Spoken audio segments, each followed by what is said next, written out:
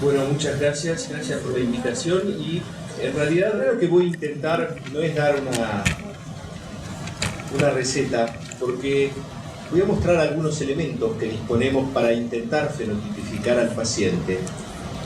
Pero más allá de que todos los slides dice fenotipo, endotipo, etc., en esencia lo que uno tiene que buscar es hallar lo que se llaman rasgos tratables o blancos terapéuticos.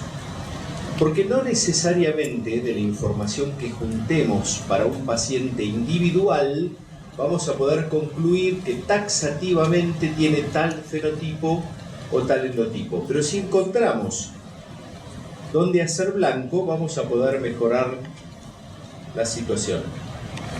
Si uno va o se refiere a las guías chinas, obviamente no las voy a detallar, pero ustedes conocen que se señalan tratamientos o esquemas de tratamiento preferidos.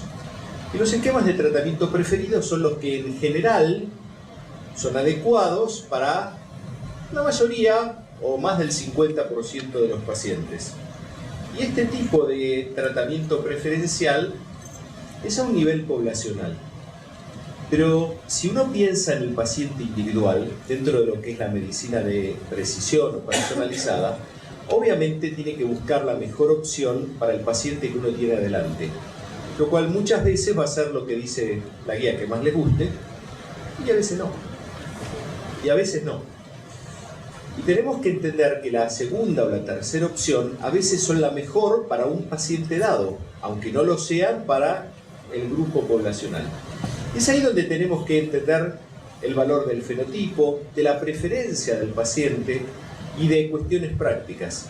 Hay veces que el mejor tratamiento, si no es preferido, no es aceptable por el paciente, no va a servir para nada y entonces vamos a tener problemas. El asma es un síndrome y hay muchas formas de asma, no hay un asma sola, y yo personalmente creo que son distintas enfermedades. Y creo que son distintas enfermedades no solo porque haya muchos tipos de asma, sino porque el asma infantil es diferente al asma que aparece de adultos. Y si hay una convicción muy clara que cada día que pasa tengo más, es que estas dos enfermedades son distintas.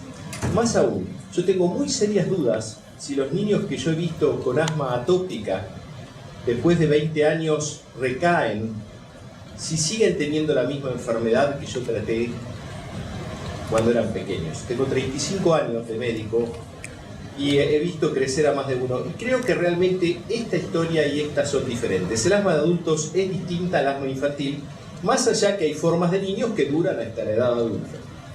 Y por supuesto, las formas alérgicas son más predominantes en las formas de asma infantil o jóvenes, las formas no alérgicas en las más adultas, con la excepción del asma ocupacional. ¿Cómo podemos empezar a entender qué es lo que subyace o cómo podemos manejar al paciente que tenemos delante? Obviamente, primero asegurémonos que tenga asma y no que tenga cualquier otra cosa, lo cual suele tener bastante frecuencia. Hay subdiagnóstico de asma, pero hay sobrediagnóstico y misdiagnóstico mucho.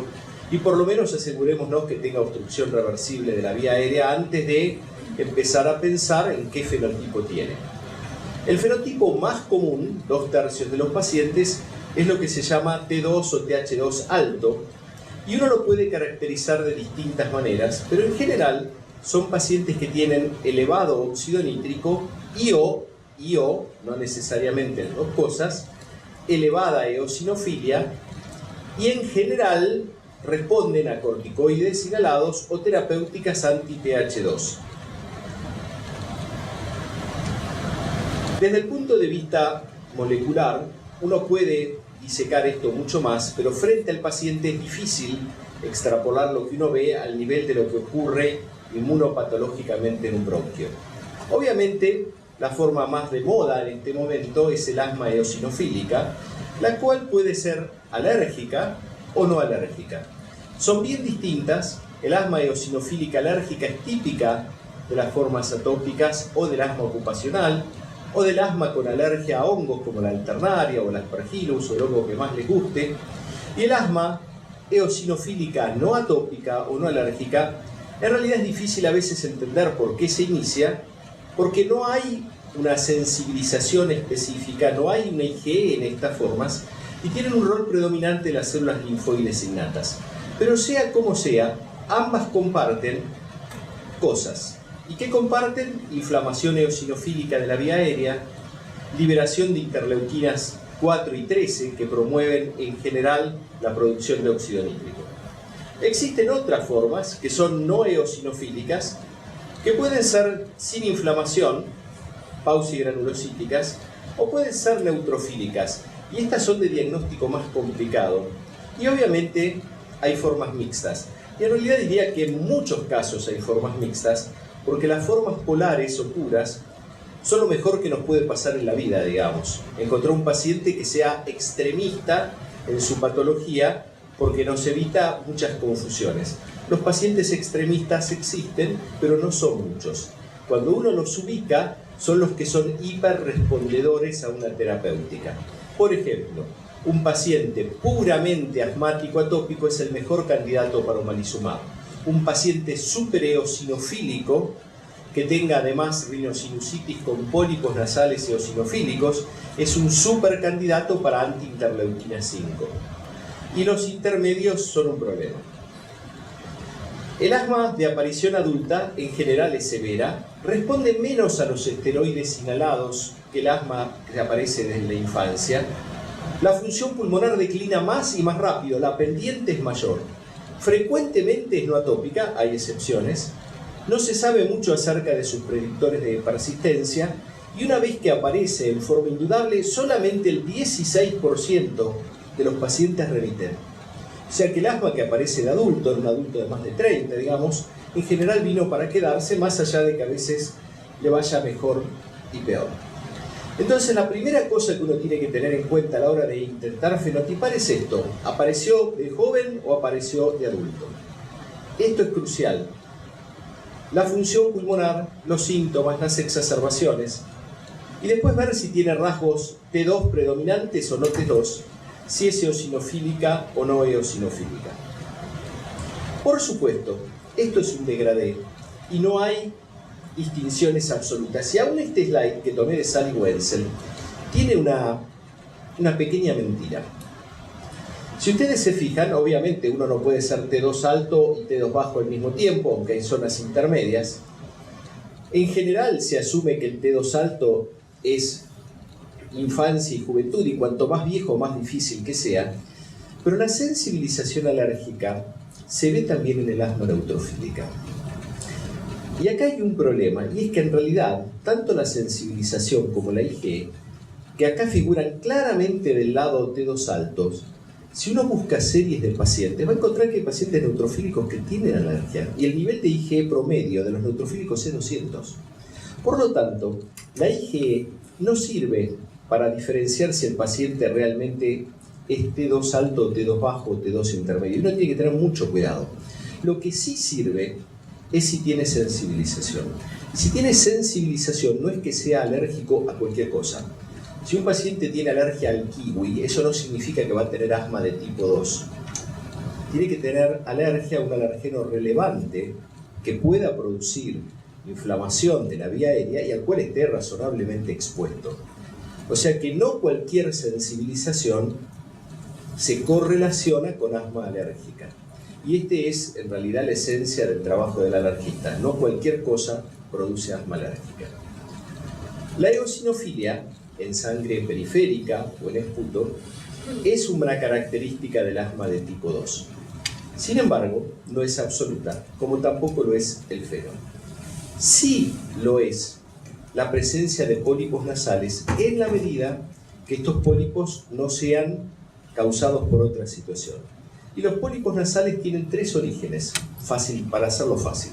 O son eosinofílicos, los cuales pueden ser o alérgicos o asociados a rinosinusitis eosinofílica, que a veces tiene un componente atópico, o son neutrofílicos, que son de la disquinesia ciliar o de la enfermedad fibroquística. Los pólipos en pediatría habitualmente no son eosinofílicos. En cualquier paciente de menos de 12 años con pólipos uno tiene que pensar que tiene algo que no es T2 alto precisamente. Estos son los marcadores, lo que usamos para intentar fenotipificar a los pacientes. El óxido nítrico, la IgE, la periostina que está en desgracia, pero ya ha quedado en mi slide, el conteo de eosinófilos y el conteo de eosinófilos en esputo. Todos tienen sus pro y sus contra y sus limitaciones, y en realidad lo mejor que uno puede hacer es, en la medida que los disponga, complementarlos. Es decir, cuantos más uno tiene, uno puede construir, y esto lo van a ver después, diferentes subtipos de pacientes. La IgE es central a buena parte del asma, no a toda, y es nuestro trabajo descubrir en quiénes los mecanismos inflamatorios gatillados por la sensibilización, la activación de mastocitos, la fase tardía y la cronicidad responden total o parcialmente a un mecanismo de higiene. Total o parcialmente. Y cuando uno ve, por ejemplo, que hay pacientes que disminuyen sus crisis con omalizumab, pero no las eliminan del todo, ¿qué significa esto? Significa que parte de su no control del asma es debido a mecanismos IgE y que parte no. Y lo mismo ocurre si vamos al asma eosinofílica no atópica. Si ustedes miran todos los papers que hay algunos pacientes que parece que se curaron. Y de hecho nosotros tenemos algunos que parece que no tienen más asma. Pero hay otros que les bajó la intensidad, digamos a la mitad o al 30%. Responden, pero no en forma completa. Y la respuesta incompleta obedece a que hay mecanismos que uno no está bloqueando. No necesariamente hay un único mecanismo en cada paciente que lleve a tener pérdida de control. Lo que sí es necesario es entender qué significa cada biomarcador para la fisiopatología subyacente. Cuando hay aumento de interleuquina 13, básicamente el epitelio bronquial es estimulado para producir la famosa periostina que pasa a la sangre y se puede medir.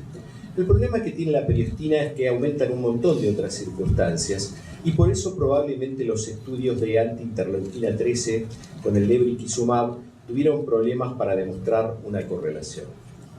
El óxido nítrico, que se mide en aire exhalado, depende también de la interleuquina 13, pero es bastante más exacto, es bastante más inofensivo, uno lo puede medir seguido, no es finalmente tan caro, pero tiene también el límite de que hay algunos pacientes donde los esteroides inhalados lo suprimen fácilmente y hay otros que no. Con los eosinófilos, que dependen de la interleuquina 5 críticamente, la interleuquina 5 promueve la maduración de los EOS que migran a la sangre. Vamos a volver a esto después porque es muy importante entenderlo. Y de ahí migran a la vía aérea. Uno los puede medir en esputo lucido, los puede medir en sangre, pero el problema es que estas mediciones uno tiene que tener cuidado de cómo las interpreta y de en qué momento fisiológico o terapéutico del paciente se toman. Es así que si los estímulos originados en la vía aérea llevan a que se produzca interleuquina 5, que es en realidad una hormona más que una citoquina, a nivel de la médula ósea los progenitores de eosinófilos se van a diferenciar a eosinófilos y van a migrar a la vía aérea, pero en el camino a ver activación, quemotaxis, priming, etc. Y finalmente, cuando lleguen activados a la vía aérea, van a promover daño de distintas índoles, no importa. Lo que sí importa es entender que el eosinófilo tiene un camino desde médula ósea hasta la mucosa bronquial. Camino que a veces tiene lo que yo llamo estaciones de almacenamiento, porque en las formas más severas de asma puede haber focos de producción de eosinófilos dentro de la mucosa bronquial, que ni siquiera tienen que venir desde la médula, se generan directamente en la submucosa, pero en general vienen desde la médula ósea, circulan por la sangre en un tiempo que va de 8 a 12 horas y llegan a la mucosa bronquial en 1 a 2 semanas y donde después pasan a la luz. Uno lo que mide con el esputo ilúcido es esto, lo que mide con el hemograma es esto. ¿Cómo interpretamos la eosinofilia en sangre periférica? El biomarcador más barato y más fácil de obtener aparte de la edad de comienzo. Eso es una pregunta. Bueno, primero, no todos los eosinófilos van o llegan al mismo destino. O sea, no todos los eosinófilos que hay en sangre van a ir a dar a los pulmones para que yo esté contento. El número no es siempre igual y uno lo puede medir varias veces y va a tener diferencias. Diferencias que a veces son pequeñas, pero si uno mira y lee muchos papers va a decir, uy, tiene 330, es candidato para una anti-interleucina 5 o no, tiene 270 o 148. Esto depende del momento del día y depende también de qué tipo de medicación recibió, del ritmo circadial, si tiene asma alérgica, si se expone o no se expone a alergenos. Cualquier exposición a alergenos aumenta la eosinofilia. Un paciente, por ejemplo, que tenga, ni siquiera un asmático, un rinítico, que tenga alergia al polen de fresno, si yo le mido la eosinofilia hace 10 días y se la mido a fin de la semana que viene, puedo tener el doble. Y el tipo es rinítico y tiene alergia al fresno y vive acá en Buenos Aires, ni siquiera asmático, y puede tener 500 EOS. O sea, uno tiene que tener cuidado, porque es un número que hay que interpretarlo en el contexto de la patología. Si uno lo compara con una ruta, y a mí me gusta compararlo con la ruta a Mar del Plata, la gente sale de la ciudad de Buenos Aires y se va a la costa. O los eosinófilos salen de médula ósea y se van a la mucosa bronquial.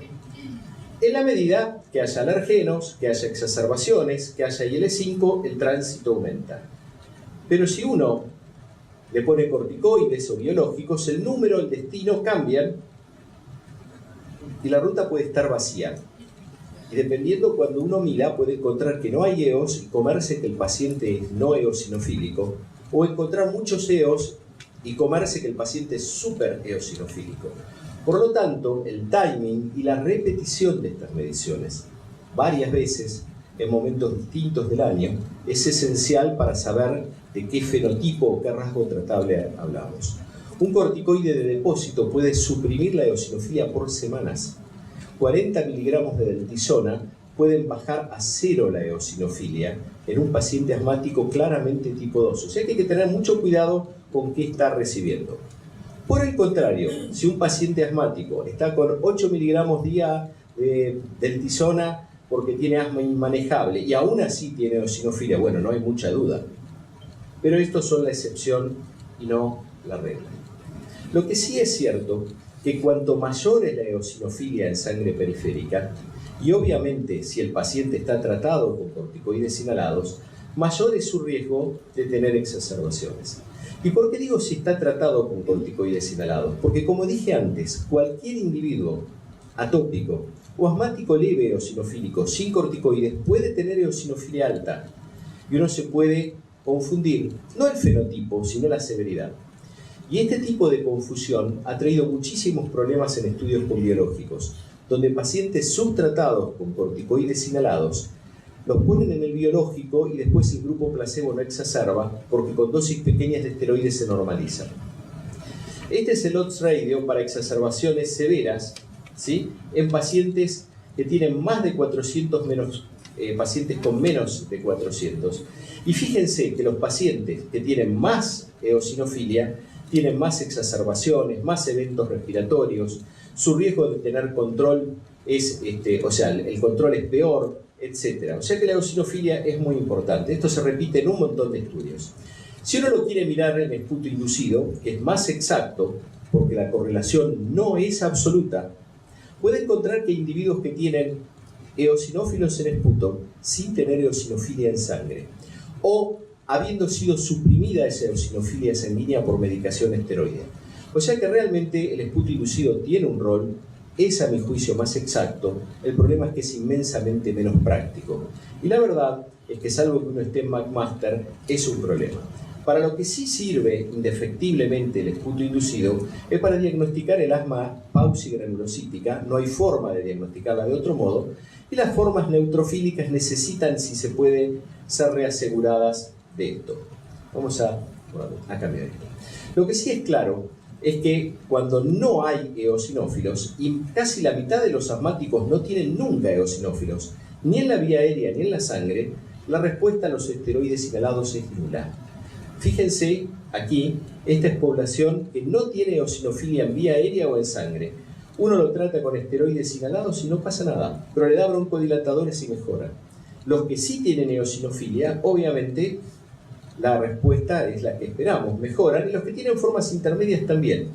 Pero hay que tener en claro, sobre todo cuando uno empieza a aumentar la dosis de terapéutica en pacientes con asma moderada severa, que muchos no responden sencillamente porque no tienen sobre qué. O sea que hay dos formas de no responder a los corticoides. porque uno no tiene inflamación eosinofílica o porque tiene tanta que se vuelve insensible. Y el término medio son los pacientes con los que nos va bien. Y uno tiene que tener bien en claro que estos son completamente diferentes a los otros. Y que en estos, subirle la medicación, en realidad es buscarse problemas, porque no les va a hacer nada. Este es el esquema que propone McMaster, o sea, en Hamilton, el grupo de Paramesnawar Nair, Polo Verne, etc., que dicen que lo que uno tiene que tratar de hacer es determinar reactividad bronquial, una práctica que en nuestro medio ha caído casi en el desuso. Es muy poco frecuente últimamente pedir metacolina. La verdad que nosotros cuando podemos lo hacemos. Evaluar la inflamación, ellos ya ni siquiera hacen esputo inducido en forma óptica, lo hacen en citometría de flujo cuantitativa, que es muchísimo más exacta, y ver si es pausigranulocítico, eosinofílico, neutrofílico, mixto. Y cuando son neutrofílicos, este grupo considera que hay que tratarlos con antibióticos. En realidad no está mal porque mucho más no hay para estos, pero para los que tienen eosinofilia uno tiene una serie de herramientas. Hablemos dos palabras del óxido nítrico en aire exhalado. Nosotros hacemos óxido nítrico desde hace más de 10 años o 12, ya perdí la cuenta. El primer equipo, la Fundación CIDEA lo compró en 2003, así que hace casi 15 años. El problema que hay es definir adecuadamente los niveles. ¿Por qué? Porque estos niveles hay que tomarlos con sentido amplio. Claramente, en un paciente sin medicación es mucho más fácil. Un paciente no medicado con menos de 25 es difícil que tenga asma, o por lo menos que tenga asma moderada severa. No es imposible, pero es difícil. Pero si está medicado, digamos con 500 micras de fluticasona, y tiene de 20 a 25, uno no sabe si es que no tiene o está suprimida la medición por los esteroides. En la medida que esto va subiendo, claramente la inflamación eosinofílica, o mejor dicho, de tipo 2, es más probable. Porque no es estrictamente extrapolable feno alto a eosinófilos altos. El feno depende de la interleuquina 13, la eosinofilia de la interleuquina 5, y a veces, aunque son una pareja muy afín, se divorcian. Por ejemplo, y estos son datos del estudio Quest que publicamos hace poco en el New England. Esta es la división de la población entre los que tenían óxido nítrico elevado, definido acá como más de 25 ppb, porque estaban todos con dosis moderadas a altas de esteroides inhalados, o, fíjense, más de 150 EOS en sangre, ni siquiera 300, pero si pongo 300 es parecido. Hay un grupo que tiene las dos cosas, pero hay un grupo que no. Hay pacientes que solamente se pueden definir por un parámetro. No son iguales. Su respuesta a los tratamientos no va a ser iguales. Esto es, de nuevo, lo mismo, y acá vemos los que son más claramente tipo 2. Esto ya no hay duda. Tienen eosinofilia y feno, pero son el 40% de los asmáticos severos. Y hay un 20% que no tienen ni una cosa ni la otra, y otros que, por una vuelta o por la otra, uno los puede definir. Estos pacientes que no tienen ni eosinofilia ni feno no responden ni al dupilumab ni a las terapéuticas anti-interleuquina 5, a ninguna. Este es un grupo de no respondedores. Y a veces vale la pena saber esto, para no gastar plata al divino botón. Estos tipos nunca van a andar con los biológicos actuales. Si la complejizamos un poco más y medimos IgE, y más aún, a mi juicio, IgE específica, vamos a ver que uno puede definir un montón de superposiciones. Y de este mismo estudio teníamos los eosinofílicos, los alérgicos porque tenían sensibilización, los que tenían el feno alto, y acá tenemos un grupito, 24%, que las tienen todas. Y estos son bárbaros, por ejemplo, para una terapéutica como el omalizumab o como para el dupilumab. Tienen eosinofilia, feno y enfermedad alérgica confirmada. Pero cuando eludimos las tres características ya no hay 20, hay 9. Los que no tienen nada con qué agarrarse. Y si lo pasamos un poco más y ponemos un nivel más alto, 300 de eosinofilia, más o menos las cifras no cambian. Hay 16% que no hay con qué darles. No tienen ningún carácter de T2 alto. Ni EOS, ni feno, ni son alérgicos, ni nada. Y estos realmente son un problema porque uno no sabe qué darles. Ustedes podrían preguntarme, bueno, y si le hacemos esputo inducido a estos tipos, ¿qué va a pasar? Y puede ser que algunos sí sean eosinofílicos, entonces los podamos subir para acá arriba. Pero esto, la verdad que no se hizo. Pero esta base de datos en 2.000 pacientes. O sea que realmente esto no está publicado todavía, son datos que tenemos guardados para un paper que va a salir pronto. Pero lo que sirve es para entender la complejidad del tipo que tenemos enfrente. No hay realmente un asmático necesariamente igual al otro. Y las características son distintas. Claramente estos responden mucho mejor y estos poco o nada a las terapéuticas actuales. Fundamentalmente a las que hacen blanco las citoquinas de tipo 2. Y habrá que ver qué ocurre cuando aparezcan más resultados del anti-TSLP o la anti-L33. Pero por ahora, con el dupilumab o con los anti-L5, ese grupo no responde. Lo que sí es claro es que si uno tiene feno y eosinófilos, que es lo más fácil de tener, y tiene los dos elevados, el riesgo de tener exacerbaciones o asma no controlada es mucho mayor que cuando uno tiene un solo biomarcador, mostrando que la inflamación es más compleja y más peligrosa. Y lo mismo si además de esto uno tiene comorbilidades como pólipos nasales. Y los pólipos nasales son otro biomarcador de inflamación de Helper-2, predictor de severidad y de respuesta a las terapéuticas biológicas, y son baratos de obtener. Hay que hacer una rinoscopía, o en el caso nuestro tenemos un equipo de otorrino que incorporamos para ver la presencia de sinusitis eosinofílica o pólipos. Es muy fácil de observar, y esto es un predictor muy grande de tipo 2, sobre todo en adultos. Los pólipos nasales están presentes en aproximadamente un cuarto de los asmáticos adultos, se asocian a mayor hiperrespuesta bronquial, a peor control de asma. Los pacientes tienen más corticoides inhalados para estar medianamente bien, tienen eosinofilia pero también más neutrofilia, es más común en mujeres, pero lo que sí, el tener pólipos nasales predice la persistencia del asma adulta. O sea que tener asma de aparición adulta y pólipos no solo es un marcador de severidad, anticipa respuesta a los biológicos, etc., sino que también condena al individuo a que el asma no se le va a ir. Y es fácil, barato de obtener y es un biomarcador. Lo que también es interesante de ver es que hay estudios que los operaron precozmente y no pudieron cambiar el asma. Es decir, que el pólipo es un marcador, pero el pólipo obviamente no causa asma. Y cuando estos pacientes que tienen asma y pólipos los tenemos enfrente, y en particular cuando son severos, 1 de cada 3 probablemente tiene asma empeorada por aspirina o antiinflamatorios no esteroides y probablemente no lo sabe. Hay que hacer una prueba formal. Algunos vienen y dicen, sí, me tomé una aspirina y terminé en terapia intensiva. Fantástico, no le vamos a hacer ninguna otra prueba. Pero muchos no lo saben. Y cuando uno les hace una provocación bronquial, una provocación específica, bajo control espirométrico, 20 o 25% de estos tienen asma por aspirina. T2 bajo, se definen por la negativa. Tienen que tener asma, obviamente, no tienen que ser no eosinofílicos por todos los medios posibles, no alérgicos, feno bajo, periostina baja si no la puede medir, esto no se puede hacer acá en Argentina, pero fundamentalmente no responden a tratamientos tipo 2 como corticoides, anti-L5, anti-L4, malizumab, etc.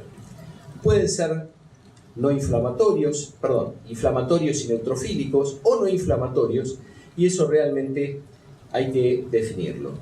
Hay múltiples definiciones operativas, a mí la que más me gusta es extrema para evitar errores, feno menos de 20, EOS menos de 150, efulto inducido sin EOS, IgE baja y test cutáneos o IgE específica negativos o irrelevantes, que es lo que le decía antes con un ejemplo burdo como la alergia al kiwi.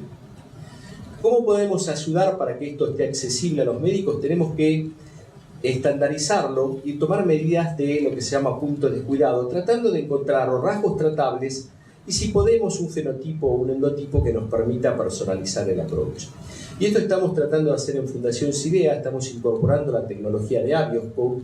Con una gota de sangre medimos IgE total y específica. El año que viene vamos a tener el HemoQ, espero, que con otra gota de sangre medimos la eosinofilia en sangre, le hacemos feno a todo el mundo en 2 minutos de tiempo, espirometría y una rinofibroscopía.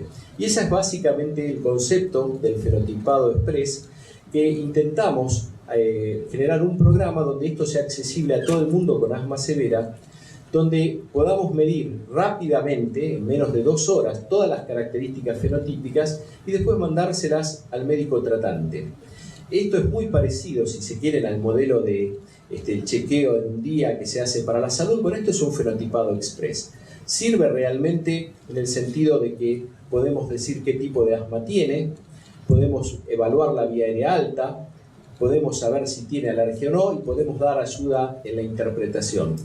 Y también, obviamente, si tiene pólipos, disfunción de cuerdas vocales y demás. Es muy rápido, permite saber las comorbilidades, las alergias y detecta los rasgos tratables y permite introducir a los pacientes y a los médicos en la era de medicina de precisión. Muchas gracias.